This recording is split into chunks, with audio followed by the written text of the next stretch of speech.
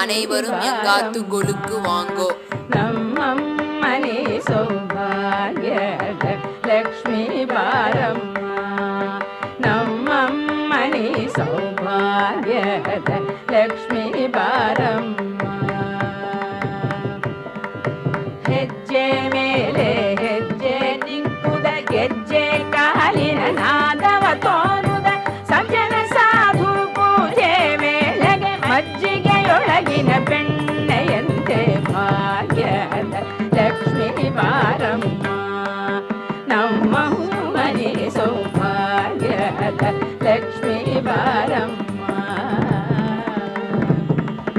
ಕನಕ ವೃಷ್ಟಿ ಕರಯುತ ಬಾರೆ ಮನಕೆ ಮಾನವ ಸಿದ್ಧಿಯ ತೋರೆ